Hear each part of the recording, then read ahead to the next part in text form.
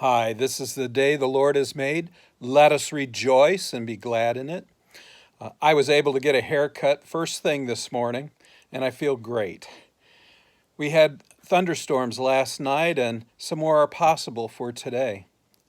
I love listening to thunder, and the rain was much needed for our garden. So, all in all, it's been an excellent evening and morning. So, our setting for today is that Jesus is in the temple teaching and preaching the gospel. He's been questioned a couple times by the scribes and priests, but he has shut them down with his answers. Before they leave, however, Jesus asks them a question in our text today, which is May 15th, 2020, and our text is Luke chapter 20, verses 41 through 21:9. But he said to them, "How can they say that Christ is David's son? For David himself says in the book of Psalms, 'The Lord said to my Lord, sit at my right hand, until I make your enemies your footstool.' David thus calls him Lord. So how can he be his son?" Well, these learned men have no reply. None's recorded anyway.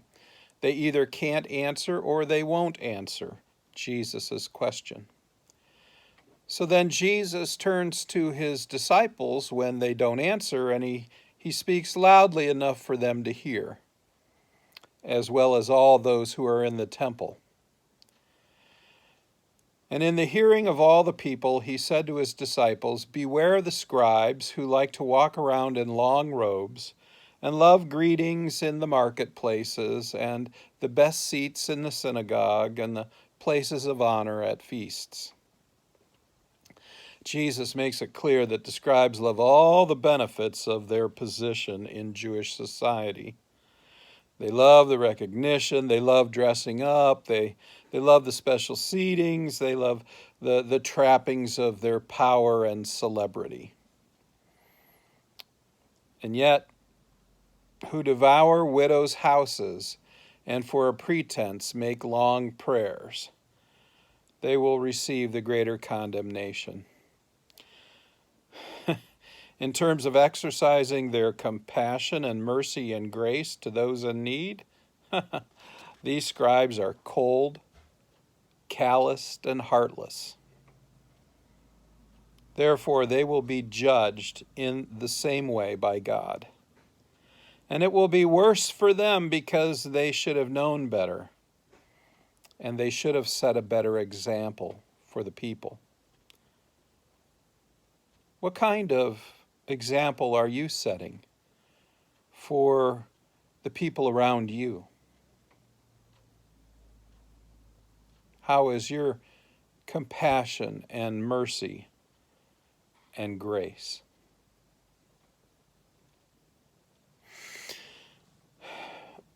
Jesus looked up and saw the rich putting their gifts into the offering box, and he saw the poor widow put in 2 small copper coins. And he said, "Truly I tell you, this poor widow has put in more than all of them. For they all contributed out of their abundance, but she out of her poverty put in all that she had to live on." Well, my friends, the fact is that an offering is supposed to be a sacrifice. That's what the purpose was.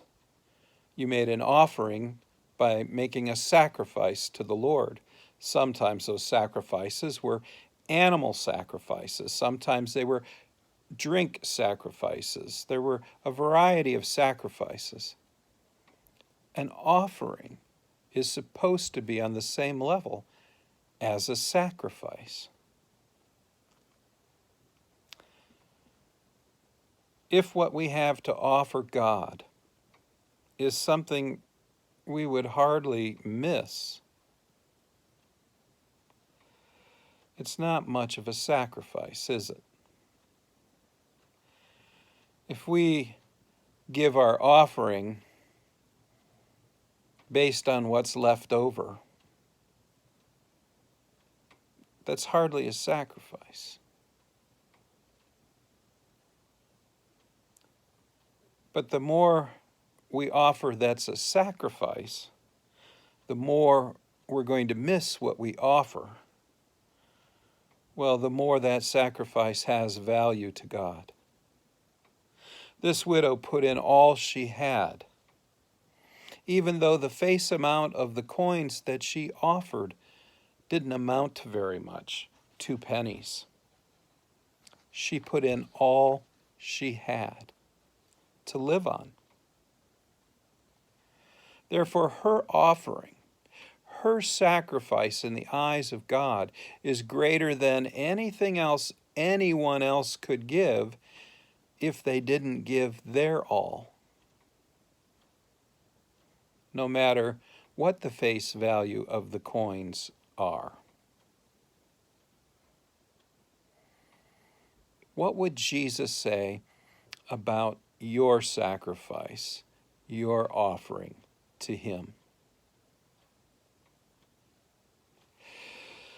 And while some were speaking of the temple, how great or how it was adorned with noble stones and offerings, he said, "As for these things that you see, the days will come when there will not be left here one stone upon another that will not be thrown down." Well, here Jesus lifts up the impermanence of things made by man, how we are making things that are only just temporary. They're not going to be everlasting. This beautiful temple that they were in will be leveled, and no stone will rest upon another. And in 70 AD, this prophecy of Jesus's comes true as the temple is destroyed by the Roman military. Don't put your trust in things that are temporary, things that are made by man, no matter how beautiful they look or how majestic they may seem. Put your trust in God instead. God is everlasting. The things made by man are not. Verse 7, and they asked him, "Teacher, when will these things be, and what will be the sign when these things are about to take place?" And he said, "See that you are not led astray, for many will come in my name, saying, 'I am he,' and the time is at hand. Don't go after them.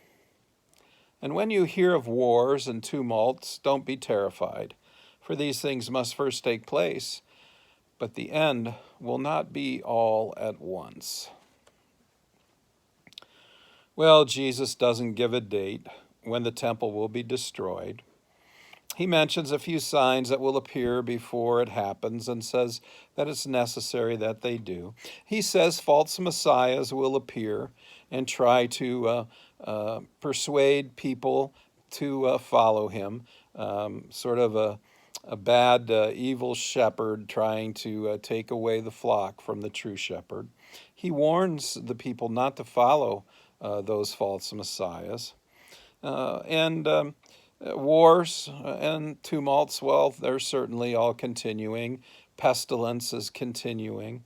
All the signs of the end of the age are appearing over and over again for us.